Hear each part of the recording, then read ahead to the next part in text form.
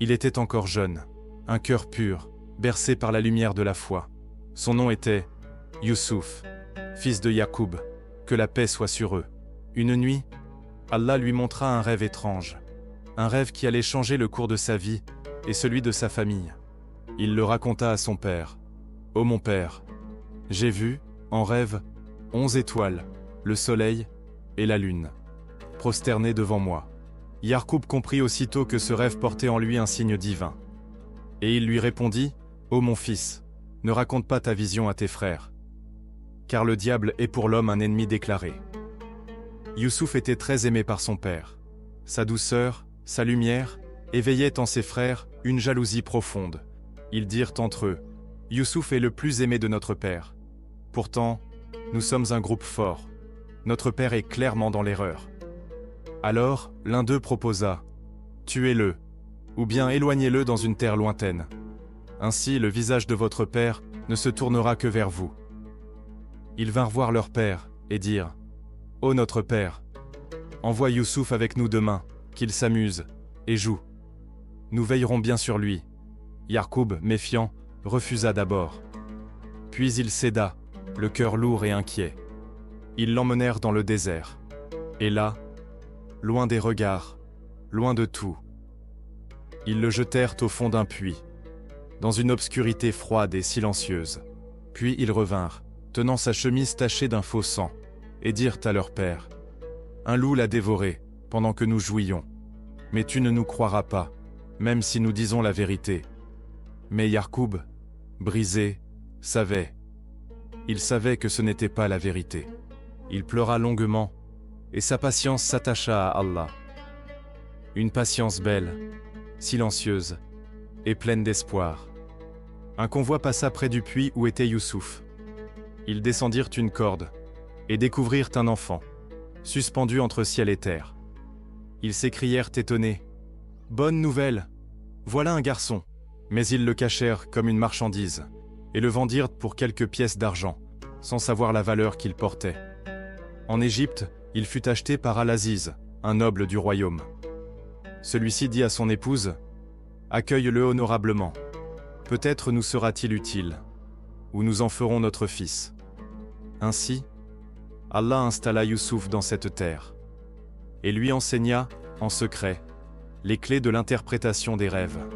Youssouf grandit, pur, noble, d'une beauté que nul ne pouvait ignorer, et la femme de son maître fut troublée par sa présence. Un jour, elle ferma les portes et dit, « Viens vers moi. » Mais lui, sans hésiter, répondit, « Qu'Allah me protège, mon maître m'a honoré, les injustes ne réussiront jamais. » Il courut vers la sortie et elle le poursuivit, déchira sa chemise par derrière. À la porte, ils trouvèrent son mari Al-Aziz. Elle accusa Youssouf, mais un témoin parla. Si sa chemise est déchirée par devant, elle dit vrai. Mais si elle est déchirée par derrière, alors c'est elle qui ment. Et sa chemise était bien déchirée par derrière.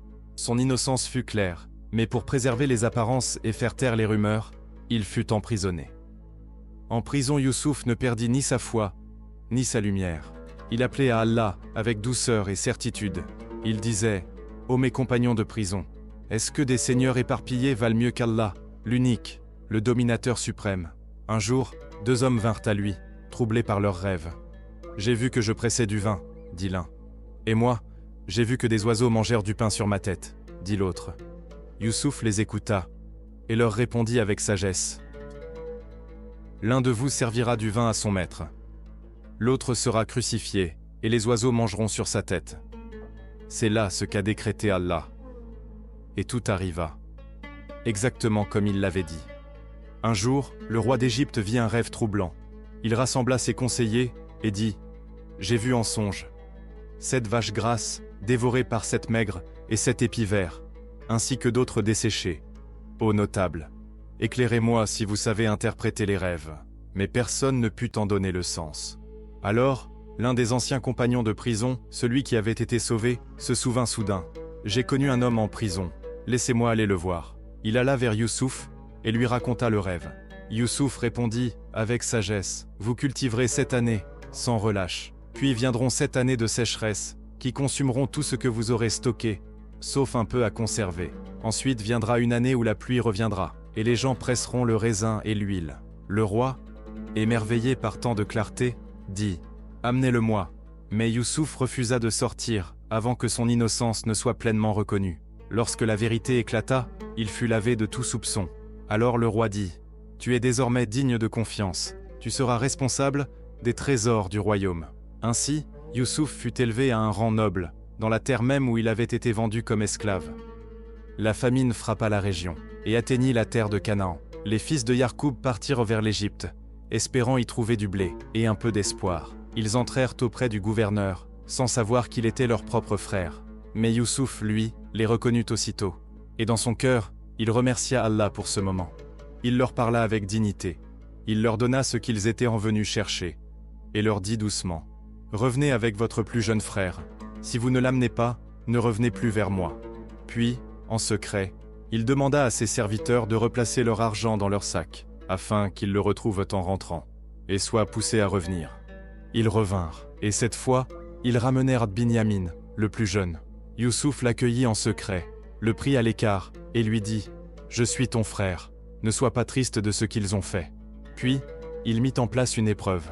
Il ordonna à ses serviteurs de glisser la coupe royale dans le sac de Binyamin.